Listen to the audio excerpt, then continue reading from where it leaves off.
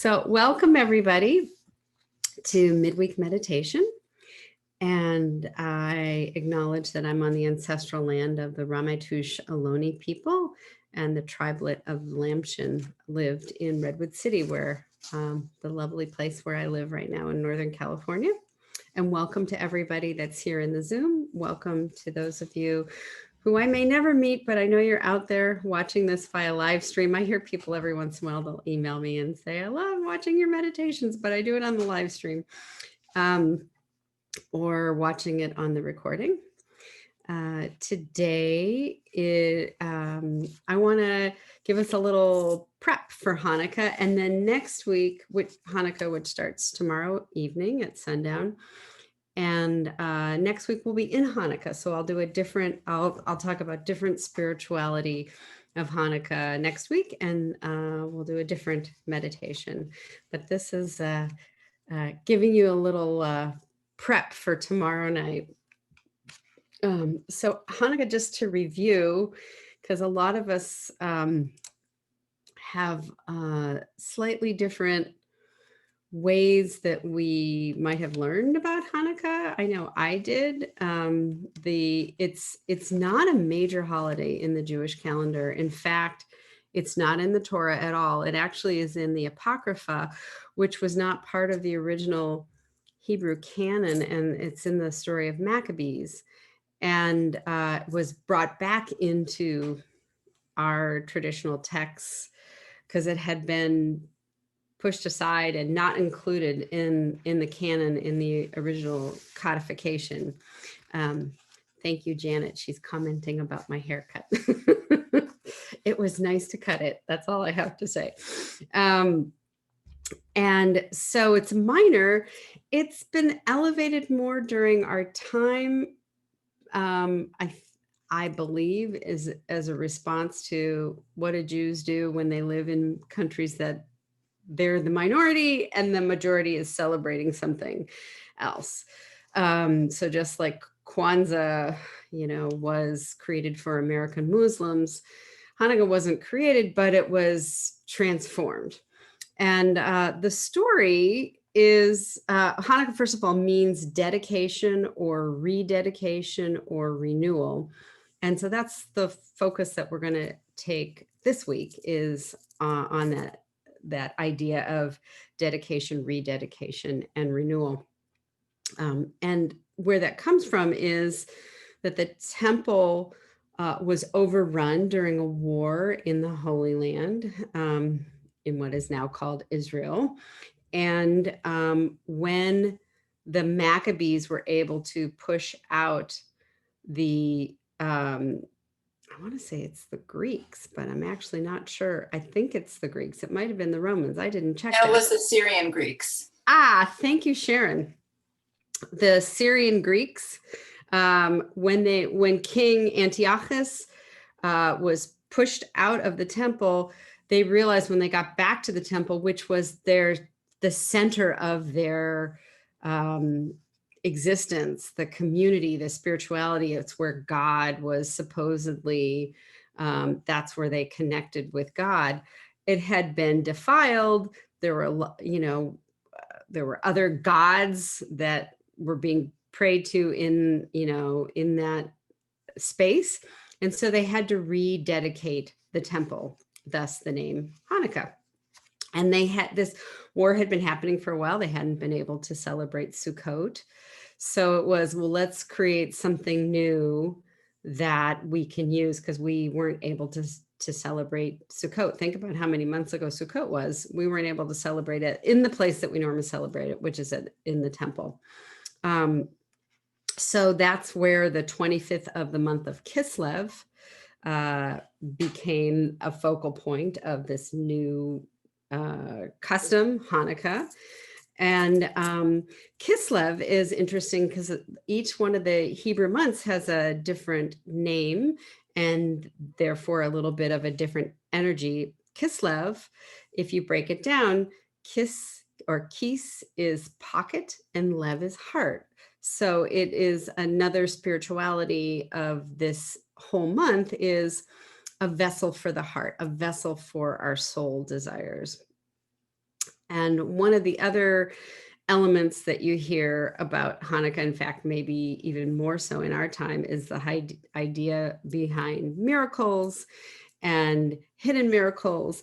That story was created in the rabbinic period. So in the Mishnah is when it first talks about the miracle of the oil. That was not part of the original story, and that was not part of the original. There's a lot of other parts of the story that I'm not going to mention now, but that's where that came from. So, and this sense of it's clearly happening in Northern California. We have a very similar, how do I want to say that the temperature zone that we live in is very similar to the area where this was all taking place. And so we recognize that the days are shorter, and this need for looking for things that are hidden that get illuminated. It's very different if you're celebrating Hanukkah and you're in the Southern Hemisphere, and the days are getting longer.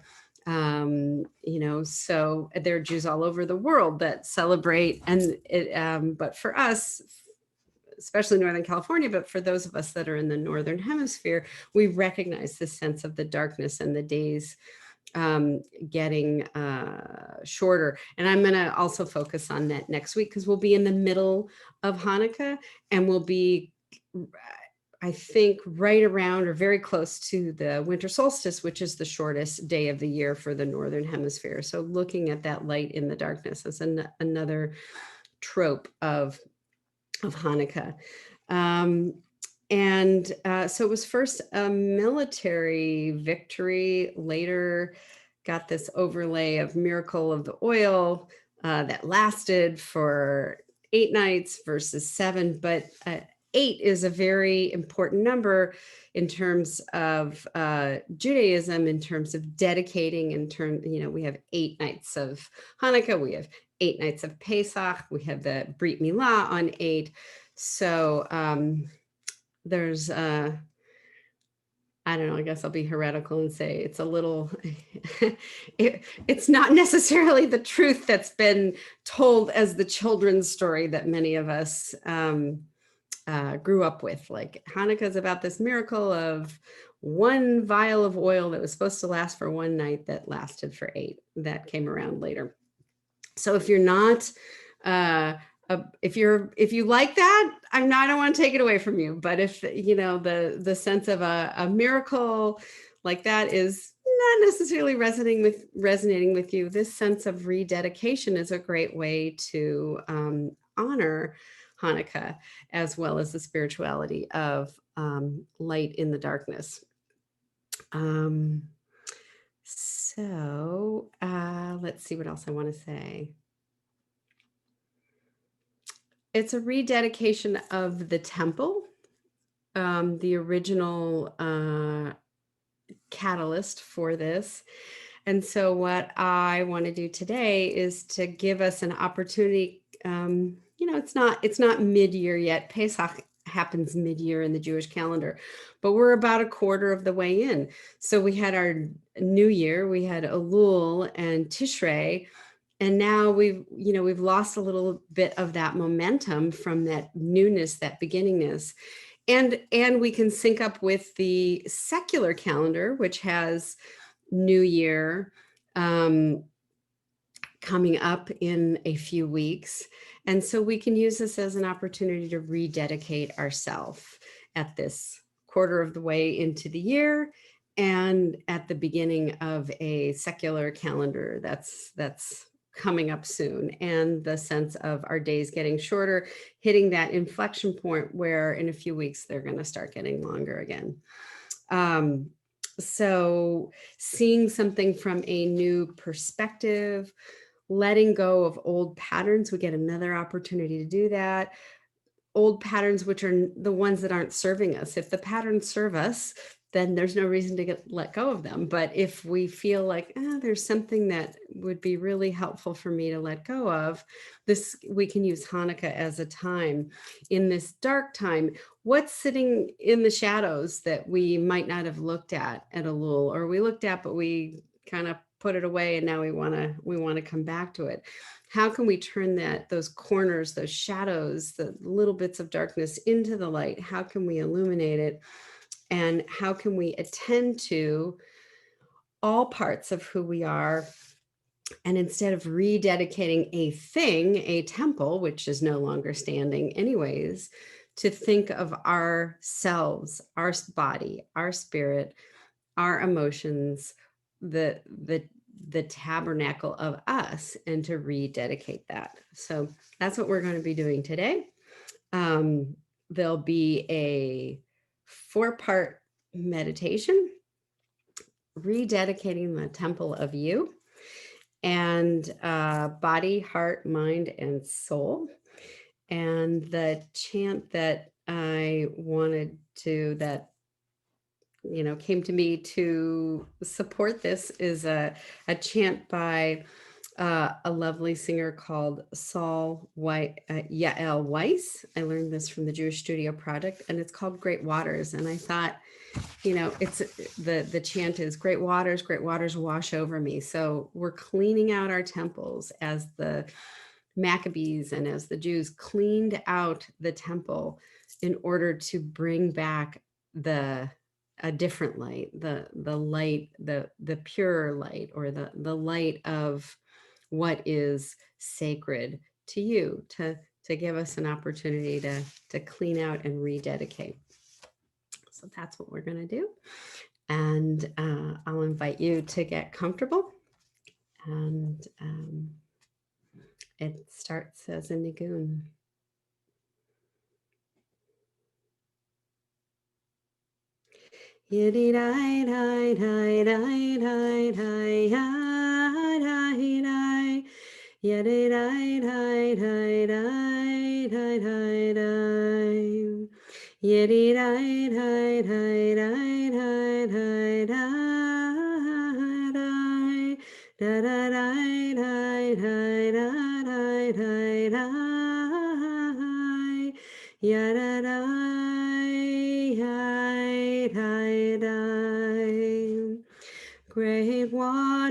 Great waters, pour over me, for I am your child. Make me yours again. Great waters, pour over me, for I am your child. Make me yours again. Great waters, pour over me. Heal my broken places. Make me whole again. Great waters, pour over me. Heal my broken places. Make me whole again. Great waters, pour over me. Prepare me for this love you've given me, for I am yours again. Great waters, pour over me. Prepare me for this love you've given me, for I am yours again. Yedidai-dai-dai-dai-dai-dai, yadai-dai, yadai-dai-dai-dai-dai-dai, dai-dai, yadai-dai-dai-dai, yadai-dai-dai-dai-dai-dai, dai-dai,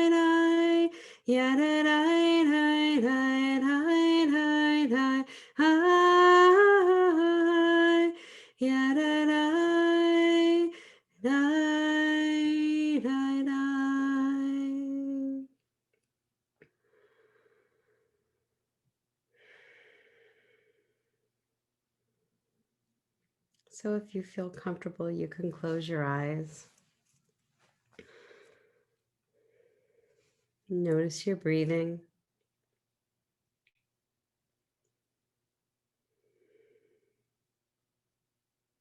Noticing, even with the eyes closed, the little points of light that we see behind the eyelids, on the retina,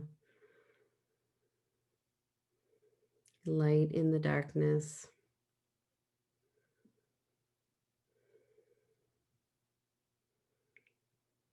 And see if there is some dedication that calls to you for this time of practice.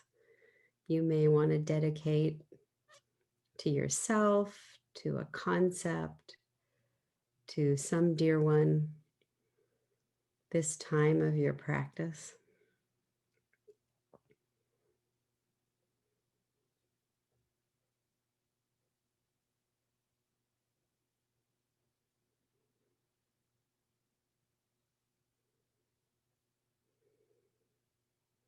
And as you breathe in,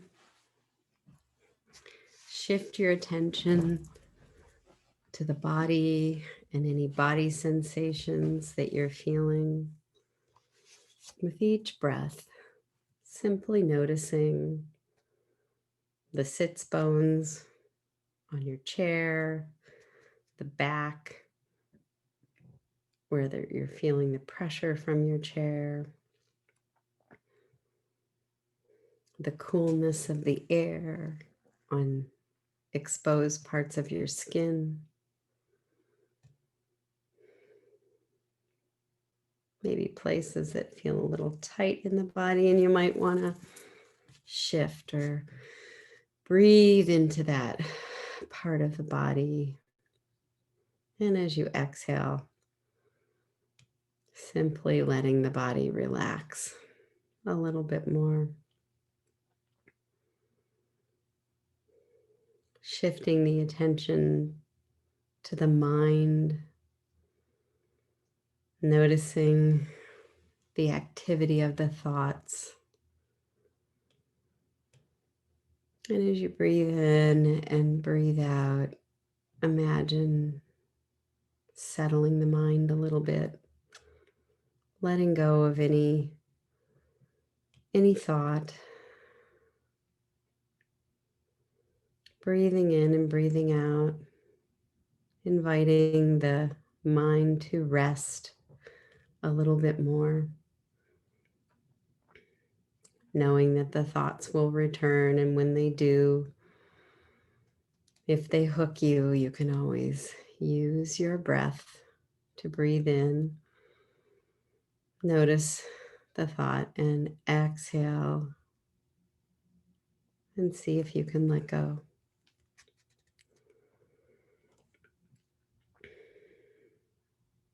We start with a rededication to the body.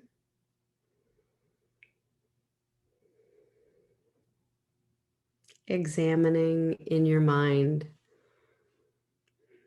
ways that you have nurtured your body in the last few months, in ways that may not feel as nurturing. Overworking or overdoing or overcommitting. Not eating as healthfully as you know would be good for your body. Over exercising or under exercising. Not accepting any physical limitations that you have. Trying to wish them away or want them to be different. So now is a time to see if you can let go of anything that is not nurturing for your body. To accept it all of it in its fullness of experience.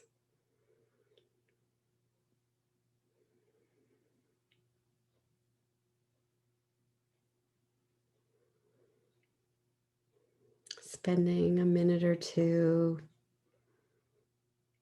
rededicating yourself to honor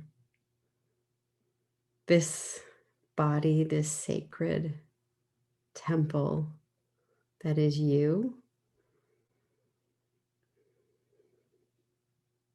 And you may want to imagine illuminating places that feel darker or where there's shadow. Or you may want to scan the body, noticing anything that's offering itself to you and to connect with it and honor it. Or you may simply want to focus on each life-giving breath, filling up this body, this divine vessel that holds you and your soul and your experience. Whatever it is that is your experience, it is fine. All is well. And I'll use a wake-up bell to take us to our next phase of dedication.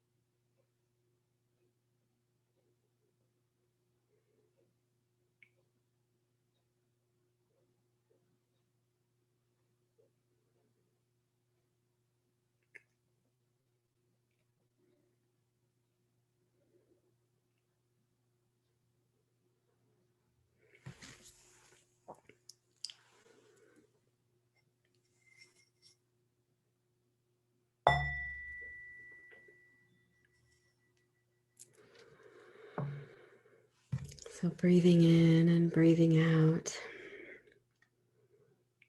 we examine another level of who we are as divine, sacred beings that are part of all life and creation and creative force.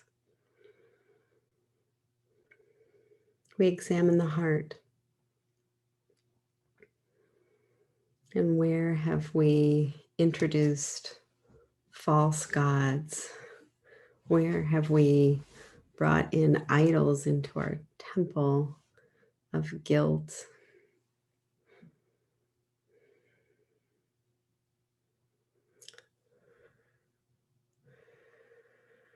Of misplaced love and attachment?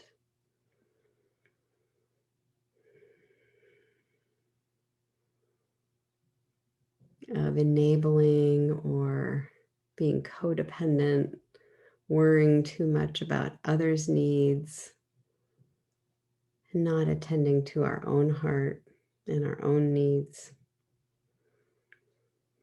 Maybe it was the attachment to the false god of self-righteous anger.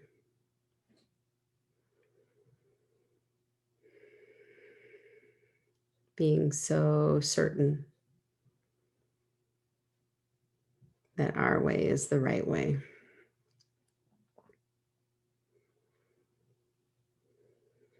Allow yourself to be open to what arises in your heart. What is it that feels not life-giving? What is it that feels like it is stuck or hardened? And to bring that out, to breathe into that, place in your heart and let it soften and let it go.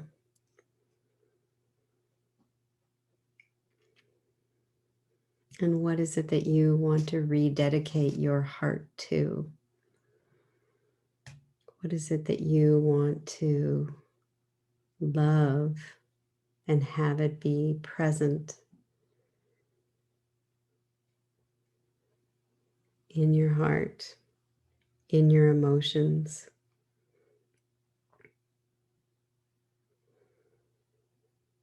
Try to fill that up, to fill up your heart with what it is that you want, and to let go with what is not serving you and what does not feel sacred and divine.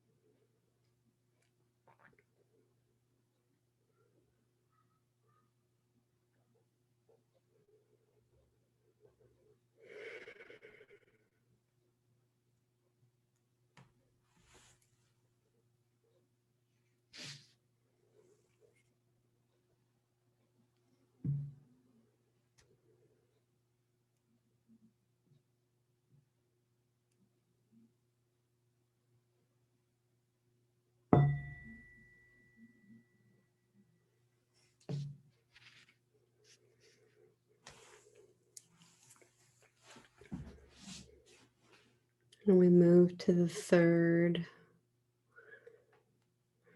area of the temple of each of us. Third corridor of the mind. And notice how you've treated your mind over the past few months. Where have your thoughts gone? Where have you introduced the false god of judgment? Where have you made an idol out of self-judgment, being self-critical?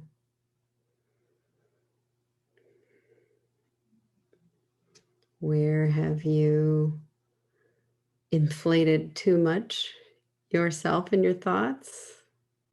A little more grandiosity? Or where have you contracted too much self-negation or self-pity? So many thoughts that we have, especially those directed towards ourselves. and also those direct towards another. Recognizing our attachment to them, wanting to clear them out, to shed light on the shadowy places that we hold on to. So breathing in light and breathing out, letting go. Using the breath as a way to purify and rededicate the mind. Breathing in and breathing out and just letting any unhelpful thoughts go. Breathing in spaciousness and breathing out, letting go and surrendering.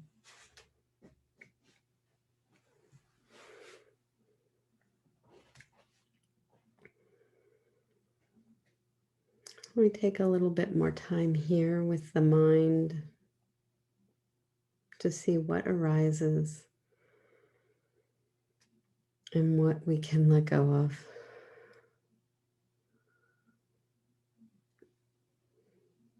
With a goal to open up our mind, to feel it decluttered and cleaned out of anything which is not helpful to our spirit, to our being a light in the darkness for ourselves and for others.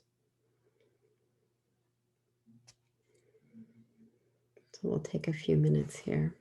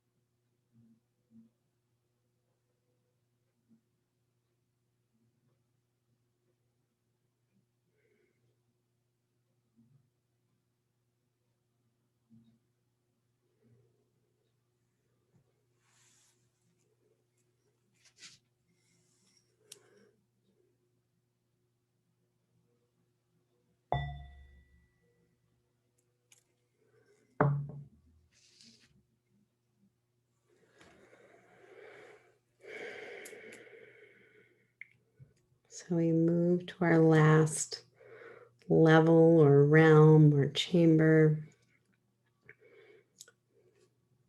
maybe the deepest one, the realm of the soul, examining how we've treated the temple of our soul, the past few months? Where might we have noticed indifference or our needs superseding a greater need? Where might we notice some place that our soul feels less than fully alive, that we have to dust it off, shake off the residue to feel fully present or more present to our own experience and our connection to others, our connection to the greater, faceless, sometimes collective that we are part of, and part of the greater ecosystem of the planet and the universe. Where might we use this time to re-ground ourselves, re-center ourselves with any earlier intentions, not from a critical or a judgmental place, but from a reminding place that we are part of something greater. And how do we tend that relationship so as we both feel nurtured by it and nurturing that oneness that we are part of?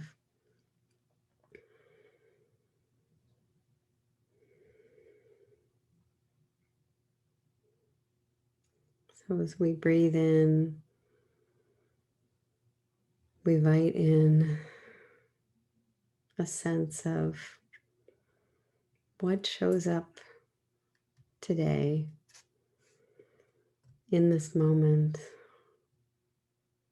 that I want to remember, that I want to rededicate myself to with more strength.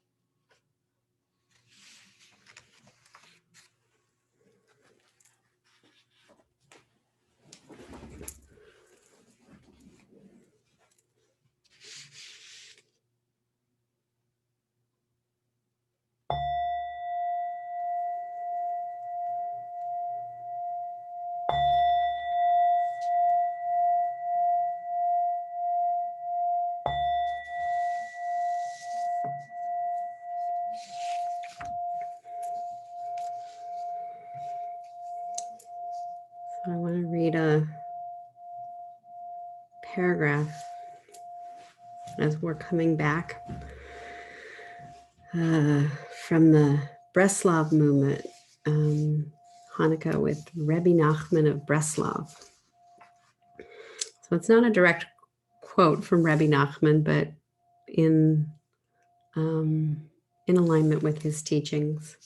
He was one of the early Hasidic masters.